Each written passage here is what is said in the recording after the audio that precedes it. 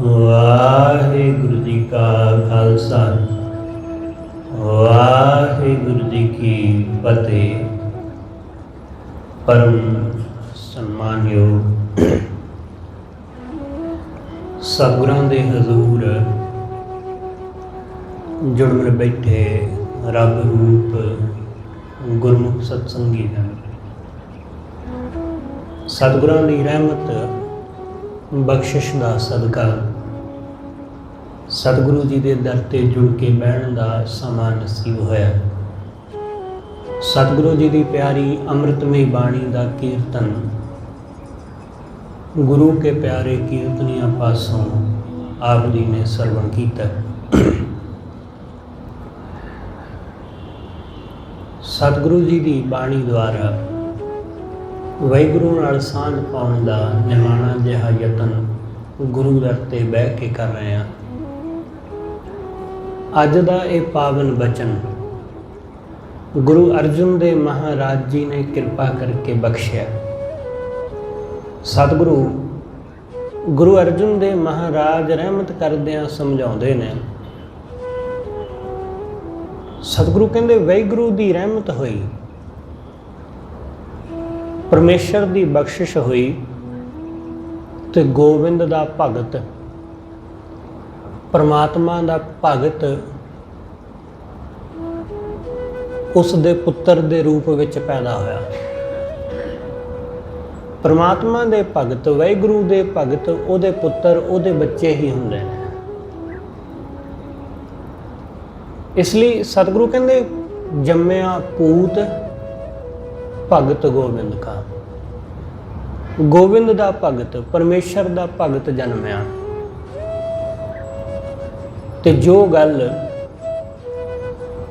धुर तो वाहिगुरू ने लिख दिती सी वो सारे संसार अंदर प्रगट हुई।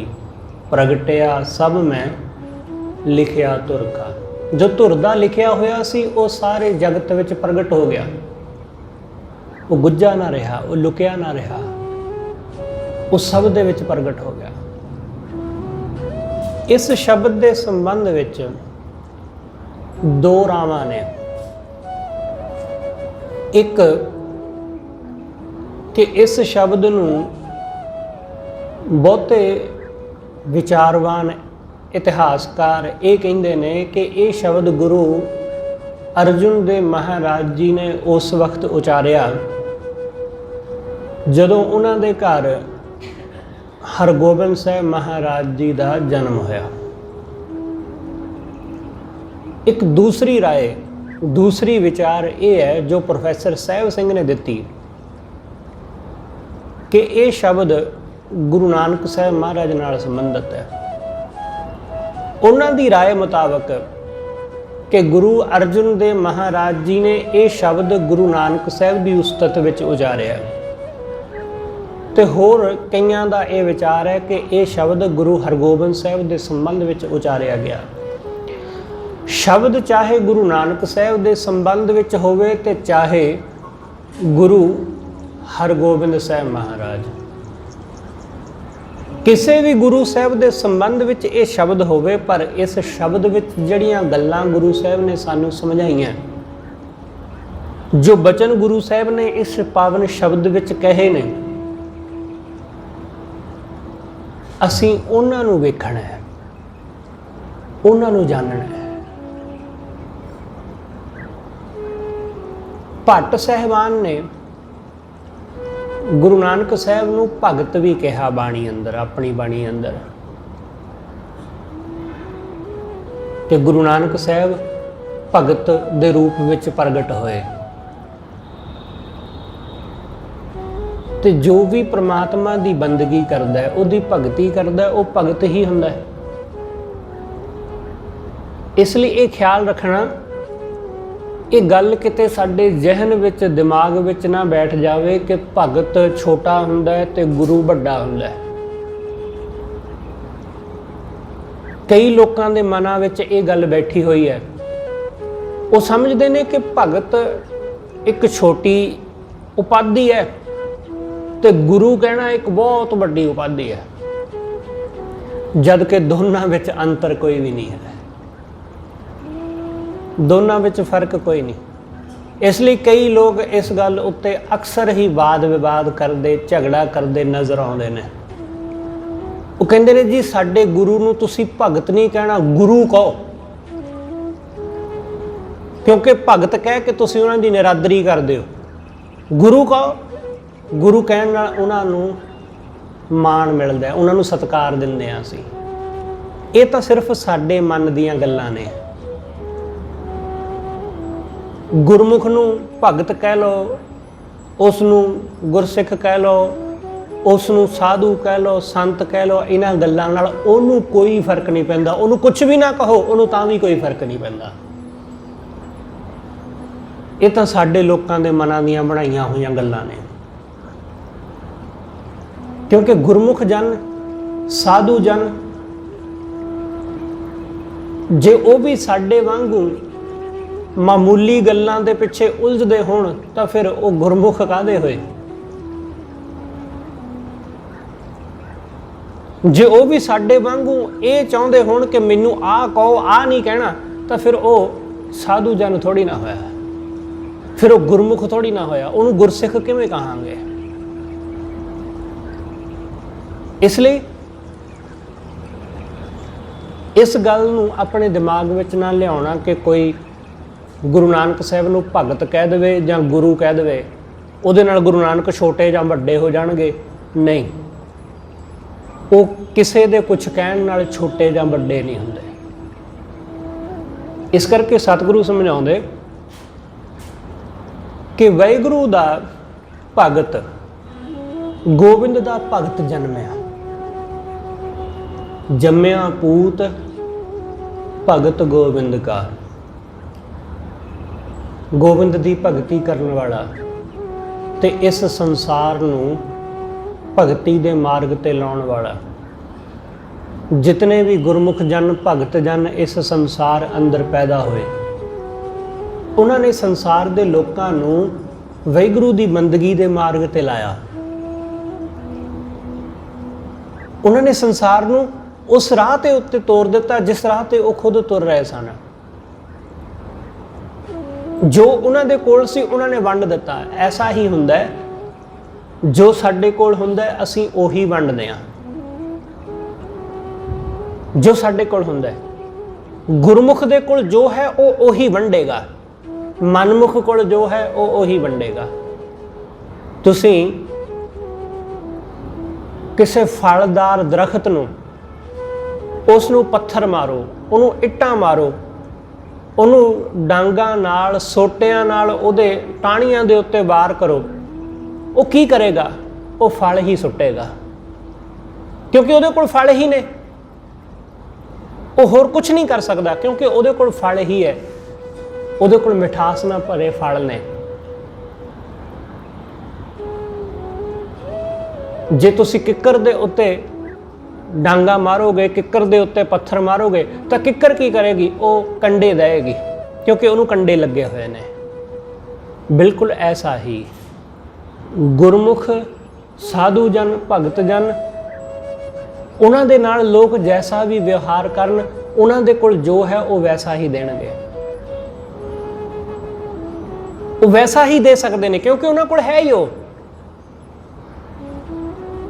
इसलिए जो साडे कोल हुंदा है असीं ओही दे पांदे आ।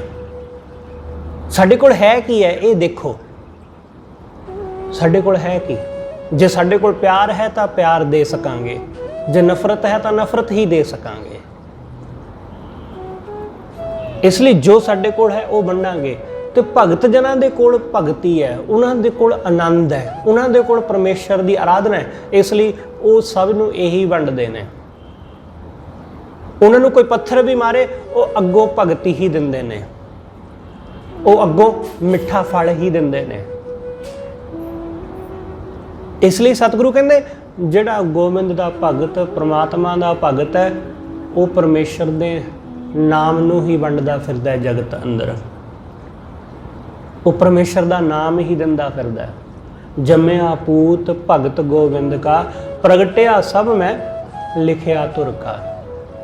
जो धुर तो लिखिया होया सब विच ओही प्रगट हुंदा है।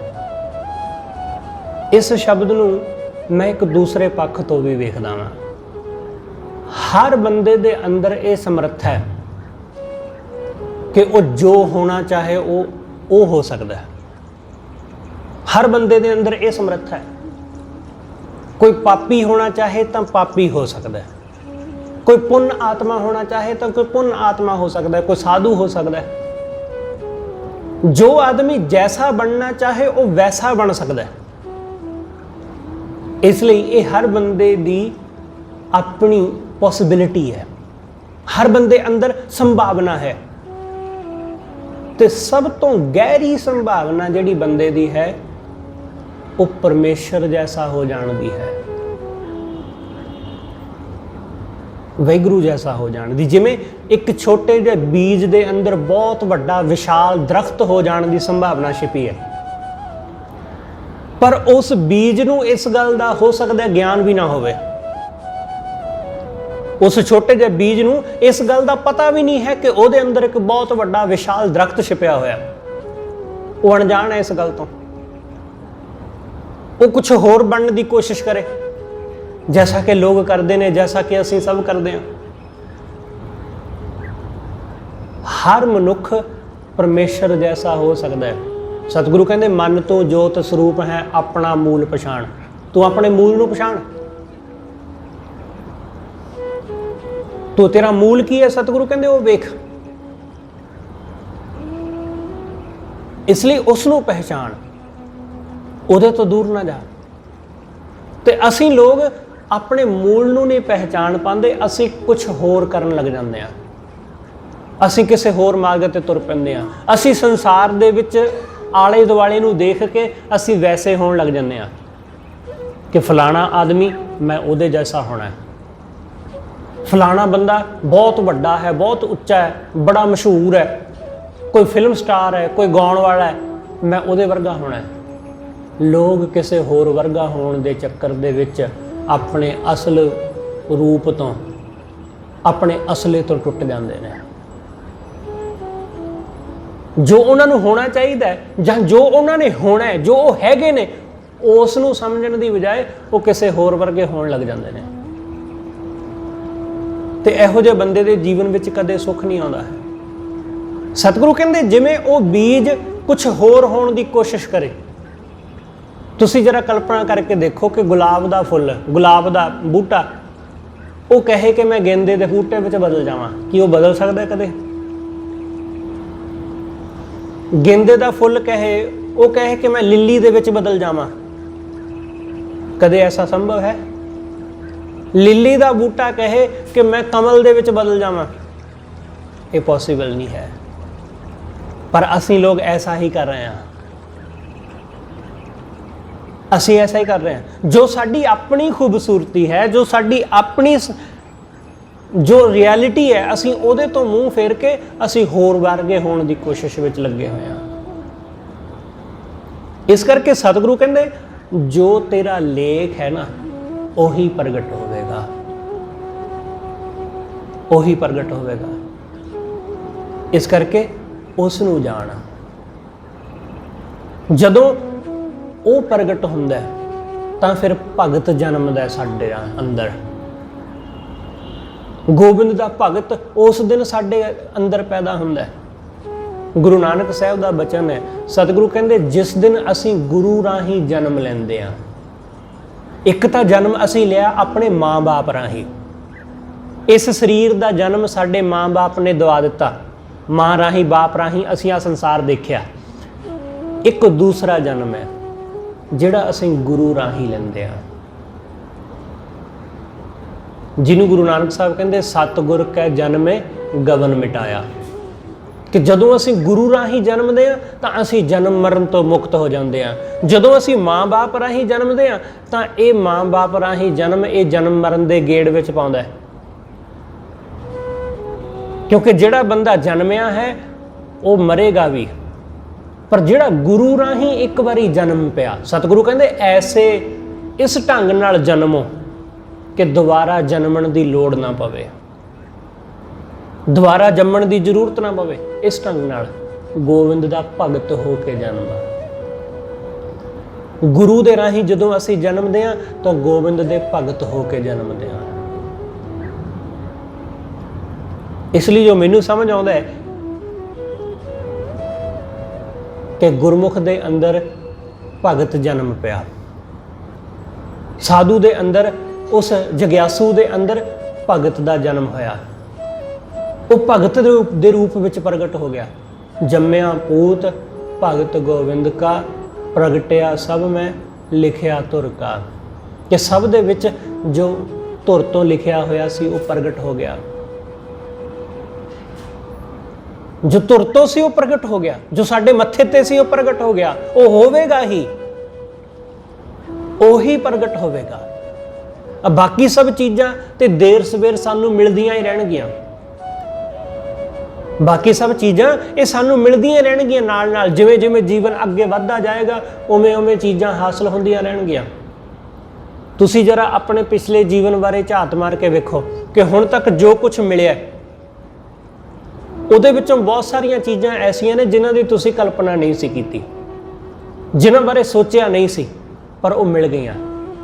ਇਸ ਲਈ ਇਸ ਜੀਵਨ ਦੇ ਵਿੱਚ ਬਹੁਤ ਕੁਝ ਮਿਲੇਗਾ ਹਾਲੇ। ਜਦ ਤੱਕ ਅਸੀਂ ਇਹ ਜੀਵਨ ਜੀਵਾਂਗੇ ਉਦੋਂ ਤੱਕ ਬਹੁਤ ਕੁਝ ਹਾਸਲ ਹੋਵੇਗਾ ਜੋ ਸਾਡੀ ਐਕਸਪੈਕਟੇਸ਼ਨ ਦੇ ਵਿੱਚ ਨਹੀਂ ਆਉਂਦਾ ਹੈ। ਜੋ ਅਸੀਂ ਸੋਚਿਆ ਹੁੰਦਾ ਉਹ ਉਸ ਸੋਚੇ ਹੋਏ ਤੋਂ ਬਾਹਰ ਹੁੰਦਾ। ਇਸ ਲਈ ਜੋ ਮਿਲਣਾ ਹੈ ਉਹ ਮਿਲ ਹੀ ਜਾਵੇਗਾ। ਇਹ ਸੰਸਾਰ ਦੀਆਂ ਵਸਤੂਆਂ ਇਹ ਮਿਲ ਹੀ ਜਾਣਗੀਆਂ। ਇਸ ਲਈ ਇਹਨਾਂ ਮਗਰ ਬਹੁਤਾ ਖੱਜਲ ਹੋਣ ਦੀ, ਬਹੁਤਾ ਖੁਆਰ ਹੋਣ ਦੀ ਜ਼ਰੂਰਤ ਨਹੀਂ। ਸਾਨੂੰ ਉਹ ਦੇਖਣਾ ਚਾਹੀਦਾ ਹੈ ਕਿ ਜਿਸ ਦੀ ਖਾਤਰ ਅਸੀਂ ਜਨਮੇ ਹਾਂ, ਜਿਸ ਦੀ ਖਾਤਰ ਸਾਡਾ ਜਨਮ ਹੋਇਆ, ਉਸ ਨੂੰ ਵੇਖਣਾ, ਉਸ ਨੂੰ ਜਾਣਨਾ। ਜੋ ਸਾਡੇ ਮੱਥੇ ਦਾ ਲੇਖ ਹੈ ਉਹ ਪ੍ਰਗਟ ਹੋਵੇ, ਉਹ ਪ੍ਰਗਟ ਹੋਵੇ। ਇਸ ਕਰਕੇ ਸਤਿਗੁਰੂ ਕਹਿੰਦੇ ਉਹ ਪ੍ਰਗਟ ਹੁੰਦਾ ਤਾਂ ਹੀ ਕੋਈ ਭਗਤ ਬਣਦਾ ਹੈ, ਤਾਂ ਹੀ ਕੋਈ ਗੁਰਮੁਖ ਬਣਦਾ ਹੈ। ਸਤਿਗੁਰੂ ਸਮਝਾਉਂਦੇ, ਸਤਿਗੁਰ ਸੱਚ ਹੈ ਦੀਆ ਭੇਜ। ਸਤਿਗੁਰੂ ਸੱਚੇ ਨੇ ਭੇਜ ਦਿੱਤਾ, ਉਸਨੇ ਭੇਜਿਆ। ਸਤਿਗੁਰ ਸੱਚ ਹੈ ਦੀਆ ਭੇਜ, ਚਿਰ ਜੀਵਨ ਉਪਜਿਆ ਸੰਜੋਗ। ਬੜੇ ਚਿਰਾਂ ਬਾਅਦ ਇਹ ਸੰਜੋਗ ਬਣਿਆ। ਸੰਜੋਗ, ਖਿਆਲ ਰੱਖਣਾ ਕਿ ਜਦੋਂ ਸੰਜੋਗ ਬਣਦਾ ਤਾਂ ਹੀ ਕੋਈ ਗੱਲ ਹੁੰਦੀ ਆ। ਸੰਜੋਗ ਦਾ ਮਤਲਬ ਹੁੰਦਾ ਹੈ, ਯੋਗ ਮਤਲਬ ਮੇਲ, ਸੰਜੋਗ ਮਤਲਬ ਚੰਗਾ ਮੇਲ, ਸਬੱਬ। ਕੁਝ ਚੀਜ਼ਾਂ ਉਹ ਸਾਡੇ ਵੱਸ ਵਿੱਚ ਨਹੀਂ ਹੁੰਦੀਆਂ, ਉਹਨਾਂ ਦਾ ਕੋਈ ਨਾ ਕੋਈ ਸੰਜੋਗ ਬਣਦਾ, ਸਬੱਬ ਬਣਦਾ। ਉਹਦੇ ਬਾਰੇ ਅਸੀਂ ਕੁਝ ਨਹੀਂ ਕਰਦੇ, ਬਸ ਸਾਡੇ ਭਾਵ, ਸਾਡੀ ਮਨੋਦਸ਼ਾ, ਸਾਡੇ ਵਿਚਾਰ ਉਹ ਉਸ ਨੂੰ ਪੈਦਾ ਕਰਨ ਦੇ ਵਿੱਚ, ਉਸ ਨੂੰ ਬਣਾਉਣ ਵਿੱਚ ਸਹਾਈ ਹੁੰਦੇ ਨੇ। ਇਸ ਲਈ ਜੋ ਸਾਡੀ ਮਨੋਦਸ਼ਾ ਹੈ, ਤੁਸੀਂ ਕੁਝ ਹਾਸਲ ਕਰਨਾ ਚਾਹੁੰਦੇ ਹੋ, ਦਿਨ ਰਾਤ ਉਸ ਚੀਜ਼ ਬਾਰੇ ਸੋਚਦੇ ਰਹਿੰਦੇ ਹੋ, ਵਿਚਾਰਦੇ ਰਹਿੰਦੇ ਹੋ, ਤਾਂ ਉਸ ਚੀਜ਼ ਨੂੰ ਹਾਸਲ ਕਰਨ ਦੇ ਲਈ ਕੋਈ ਨਾ ਕੋਈ ਆਈਡੀਆ, ਕੋਈ ਨਾ ਕੋਈ ਸੰਜੋਗ ਤੁਹਾਡੇ ਸਾਹਮਣੇ ਪ੍ਰਗਟ ਹੋ ਹੀ ਜਾਂਦਾ ਹੈ। ਬਿਲਕੁਲ ਐਸਾ ਹੀ ਜਾਣੋ। ਸਤਿਗੁਰੂ ਕਹਿੰਦੇ ਬੜੇ ਚਿਰਾਂ ਬਾਅਦ ਇਹ ਸੰਜੋਗ ਬਣਿਆ, ਚਿਰ ਜੀਵਨ ਉਪਜਿਆ ਸੰਜੋਗ। ਇਹ ਸੰਜੋਗ ਉਪਜਿਆ, ਸੰਜੋਗ ਹੀ ਹੈ। ਸਾਡਾ ਇਸ ਸੰਸਾਰ ਅੰਦਰ ਜਨਮਣਾ ਇਹ ਵੀ ਸੰਜੋਗ ਹੀ ਹੈ। ਸਾਡਾ ਆਪਣੀ ਮਾਂ ਦੇ ਗਰਭ ਵਿੱਚ ਪ੍ਰਵੇਸ਼ ਕਰਨਾ ਇਹ ਵੀ ਸੰਜੋਗ ਹੈ। ਇਹ ਵੀ ਕਿਸੇ ਦੇ ਰਾਹੀਂ ਨਹੀਂ ਹੁੰਦਾ। ਔਰਤ ਦੇ ਆਦਮੀ ਦੇ ਵੱਸ ਕੁਝ ਵੀ ਨਹੀਂ ਹੈ, ਦੋਨੋਂ ਮਿਲ ਕੇ ਕੁਝ ਨਹੀਂ ਕਰ ਪਾਉਂਦੇ। ਪਰਮਾਤਮਾ ਸਬੱਬ ਬਣਾਉਂਦਾ ਹੈ, ਉਹ ਸੰਜੋਗ ਬਣਾਉਂਦਾ ਹੈ, ਤਾਂ ਜਾ ਕੇ ਸਾਡਾ ਮਾਂ ਦੇ ਗਰਭ ਵਿੱਚ ਪ੍ਰਵੇਸ਼ ਹੁੰਦਾ ਹੈ, ਤਾਂ ਜਾ ਕੇ ਅਸੀਂ ਇਹ ਸੰਸਾਰ ਦੇਖ ਪਾਉਂਦੇ ਹਾਂ। ਇਸ ਕਰਕੇ ਸਤਿਗੁਰੂ ਕਹਿੰਦੇ ਉਦਰੈ ਮਾਹੇ ਆਏ ਕੀਆ ਨਿਵਾਸ। ਮਾਤਾ ਦੇ ਉਦਰ ਦੇ ਵਿੱਚ, ਉਹਦੇ ਗਰਭ ਦੇ ਵਿੱਚ ਆ ਕੇ ਨਿਵਾਸ ਕੀਤਾ, ਉਹਦੇ ਗਰਭ ਵਿੱਚ ਨਿਵਾਸ ਕਰਿਆ। ਵਾਹਿਗੁਰੂ ਨੇ ਰਹਿਮਤ ਕਰੀ, ਪਰਮੇਸ਼ਰ ਨੇ ਬਖਸ਼ਿਸ਼ ਕੀਤੀ। ਉਦਰੈ ਮਾਹੇ ਆਏ ਕੀਆ ਨਿਵਾਸ। ਹੁਣ ਮਾਤਾ ਦੇ ਗਰਭ ਦੇ ਵਿੱਚ ਜਿੰਦ ਨੇ ਪ੍ਰਵੇਸ਼ ਕਰਿਆ, ਅਸੀਂ ਉਹਨੂੰ ਜਿੰਦ ਨਾਮ ਦਿੰਦੇ ਹਾਂ।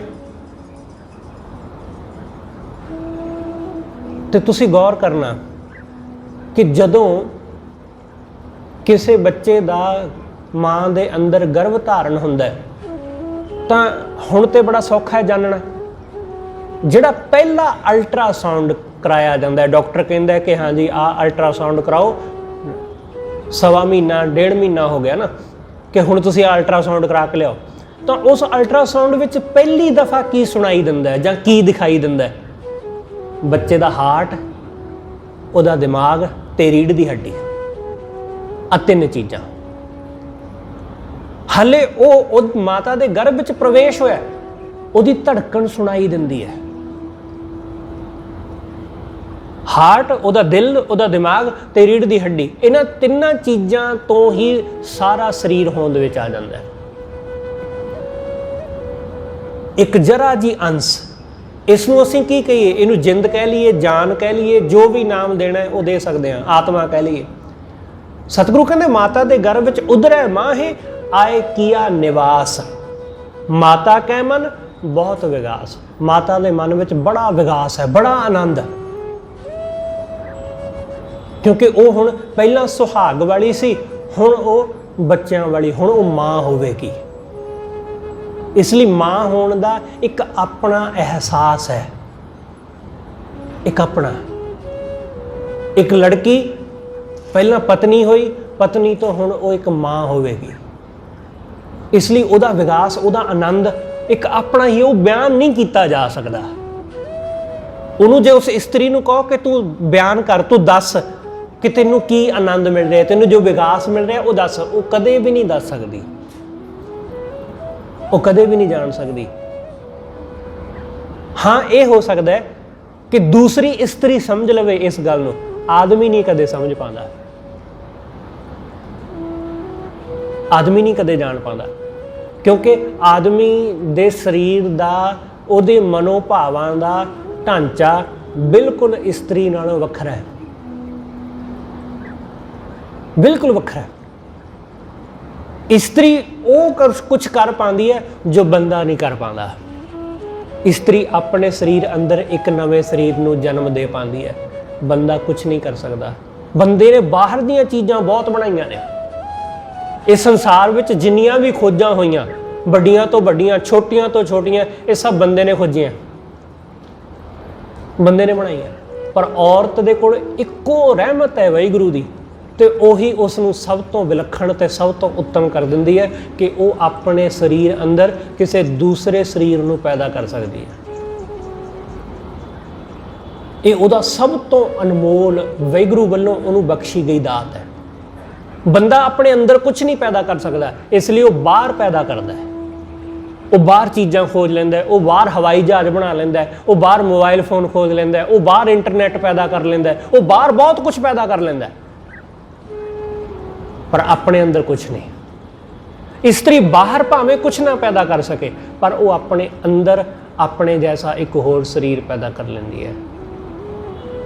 इसलिए उहदा जिहड़ा विकास है, उहदा जिहड़ा आनंद है, वो ही जानदी है, कोई दूसरा नहीं जान पाता। सतगुरु कहते उधर है माहे आए किया निवास, माता कै मन बहुत विगास, जम्मिया पूत भगत गोविंद का। गोविंद दा भगत परमेश्वर दा पुत्र पैदा होया, प्रगटिया सब में लिखिया तुर का। जो धुर तो लिखिया होया सी वो सब विच प्रगट होया रहा। दसी मासी हुक्म बालक जन्म लिया। 10 महीनों का सतगुरु कहते जदों वक्त हुंदा 9-10 महीने बाद बच्चा जन्म लैंदा। 10 मासी हुक्म बालक जन्म लिया, वाहिगुरू दे हुक्म राही, परमेश्वर दी रज़ा राही मनुख ने इस बच्चे ने जन्म लिया। मिटिया सोग महा आनंद थिया। सतगुरु कहते सोग मिट गया, सोग मिट गया। माँ ने जो जन्म वेले पीड़ा सही हुंदी है बच्चे नूं जन्म देने वेले, जिवें वो अपने बच्चे नूं देखदी है उन्होंने सब पीड़ा भुल जाती, उन्होंने सब दुख भुल जाता है। जिवें ही बच्चा उहदी गोद विच आउंदा है, वो अपने बच्चे नूं अपने गल लाउंदी है, उन्होंने सब दर्द भुल जाते हैं। वाहिगुरू ने पता नहीं औरत नूं ऐसा किहड़ा गुण बख्शिया। सतगुरु कहते मिटिया सोग, उहदा सोग मिट गया, महा आनंद थिया, महा आनंद होया, महा सुख उसनूं हासिल होया। गुरबाणी सखी आनंद गावे। सखियां गुरमुख जन परमात्मा दे गीत गाउंदे ने, ਉਹਦੀ ਸਿਫਤ ਸਲਾਹ ਦੇ ਗੀਤ ਗਾਉਂਦੇ ਨੇ। ਗੁਰਬਾਣੀ ਸਖੀ ਆਨੰਦ ਗਾਵੇ, ਸਖੀਆਂ ਪਰਮੇਸ਼ਰ ਦੇ ਗੀਤ, ਉਹਦੀ ਸਿਫਤ ਸਲਾਹ, ਉਹਦੀ ਬਾਣੀ ਦੇ ਸ਼ਬਦਾਂ ਦਾ ਗਾਇਨ ਕਰਦੇ ਨੇ, ਆਨੰਦ ਮਾਣਦੇ ਨੇ। ਸਾਚੇ ਸਾਹਿਬ ਕੈ ਮਨ ਭਾਵੈ, ਜੋ ਸੱਚੇ ਪ੍ਰਮਾਤਮਾ ਦੇ ਮਨ ਨੂੰ ਭਾਉਂਦਾ ਹੈ, ਜੋ ਵਾਹਿਗੁਰੂ ਨੂੰ ਭਾਉਂਦਾ ਹੈ।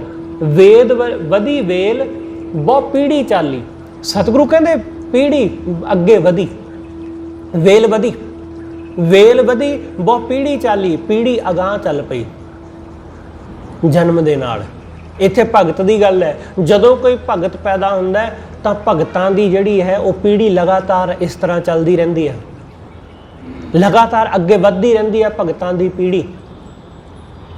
ਇਸ ਲਈ ਮਤਾਂ ਕਿਤੇ ਇਹ ਸਮਝਣਾ ਕਿ ਪਹਿਲਾਂ ਜਿਹੜੇ ਭਗਤ ਸਨ ਉਹਨਾਂ ਦੀ ਪੀੜੀ ਉਹਨਾਂ ਦੀ ਔਲਾਦ ਦੇ ਨਾਲ ਹੀ ਖਤਮ ਹੋ ਜਾਂਦੀ ਹੈ, ਨਹੀਂ, ऐसा नहीं है। क्योंकि भगत की औलाद जरूरी नहीं है कि वह भगत ही होवे, पर ਉਹਦੇ वर्गा भगत किधरे होर भी जन्म पैंदा है। किधरे कोई कबीर साहब, किधरे कोई रविदास जी, किधरे कोई नामदेव जी, अलग अलग थावां ते ऐसे रब दे प्यारे पैदा हुंदे रहिंदे ने। इसलिए उन्हां दी पीढ़ी निरंतर चलदी रहिंदी है, निरंतर। अज भी मौजूद होणगे ऐसे गुरमुख जन, साधु जन। इस करके सतगुरु कहते उन्हां दी पीढ़ी हमेशा ही वधदी रहिंदी है, वेल वधदी जांदी। वधी वेल बहु पीढ़ी चाली, धर्म कला हर बंद बहाली। धर्म दी कला वाहिगुरू ने बंद के वहा दिती, उन्हें बहाल ली बंद के, उन्हें धर्म दी कला विखा दिती बंदे नूं।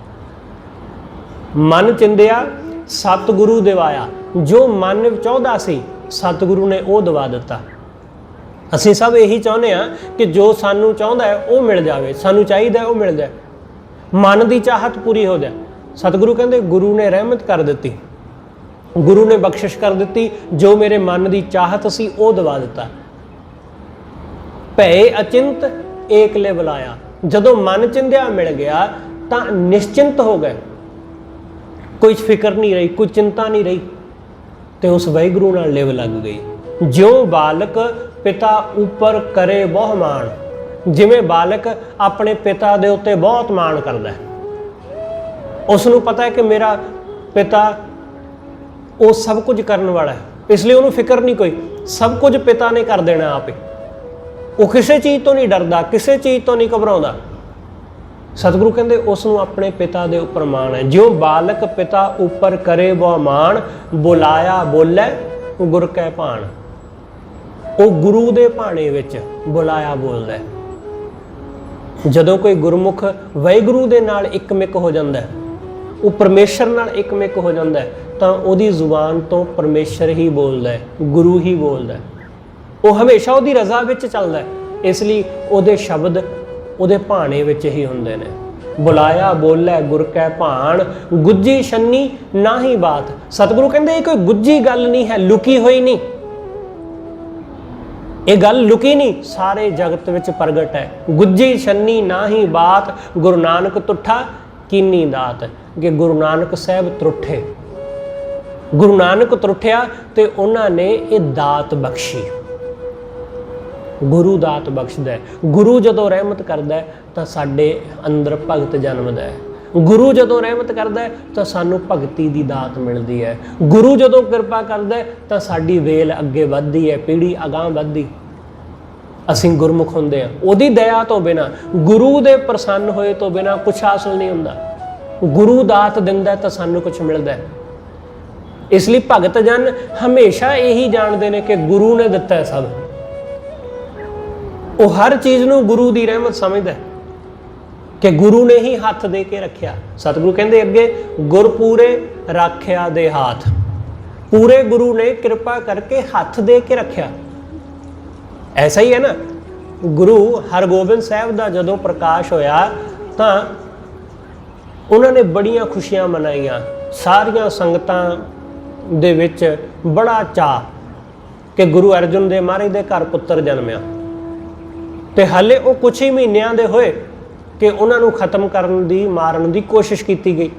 ਦਾਈ ਨੂੰ ਭੇਜਿਆ ਗਿਆ, ਦਾਈ ਨੇ ਹਰਗੋਬਿੰਦ ਸਾਹਿਬ ਨੂੰ ਮਾਰਨ ਦਾ ਯਤਨ ਕੀਤਾ, ਪਰ ਉਹ ਕਾਮਯਾਬ ਨਾ ਹੋਈ, ਉਹ ਸਫਲ ਨਾ ਹੋ ਸਕੀ। ਤਾਂ गुरु अर्जुन दे महाराज नूं माता गंगा ने कहा कि सानू कोई ना कोई बंदोबस्त करना चाहिए कि जे किसी ने ऐसा साडे पुत्र नूं मारन दा यतन कीता है तो फिर ये है कि वो दोबारा फिर यतन करेगा। ये तो है नहीं कि एक बारी फेल हो गया, असफल हो गया तो दोबारा वो कोशिश नहीं करेगा। माता जी कहते वो दोबारा फिर यतन करनगे। इसलिए सानू अपने बच्चे की सेफ्टी का, यदि सुरक्षा का बंदोबस्त करना चाहिए।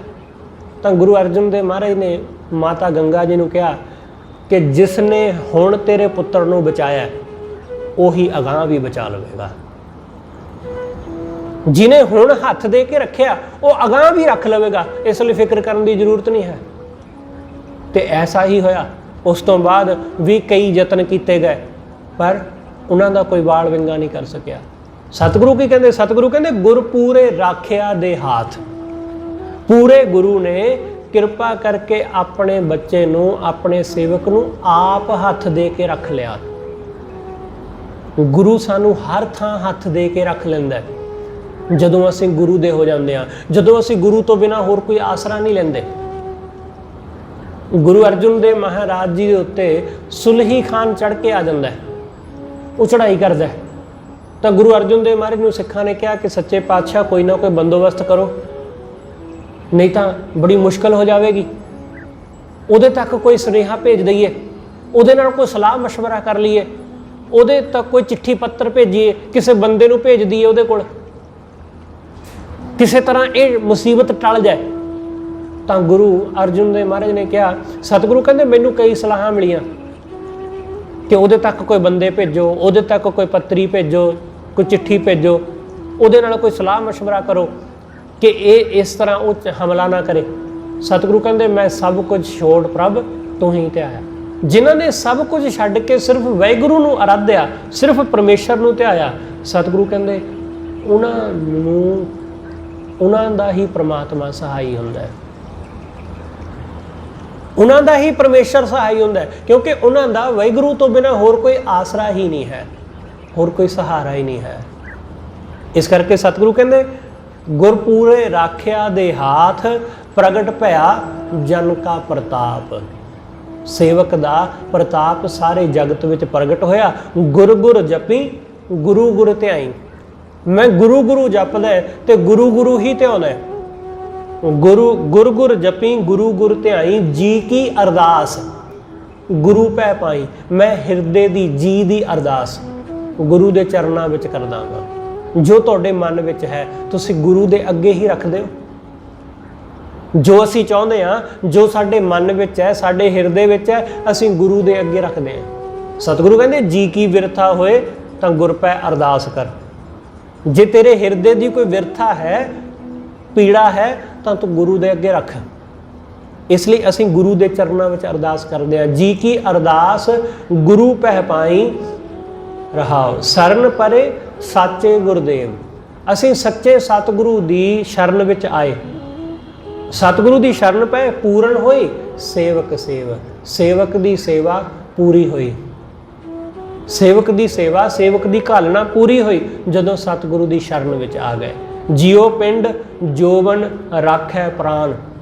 वो वाहिगुरू आप ही अपने सेवकां दा सब कुछ रखण वाला, सब रक्कासे दा रखियक।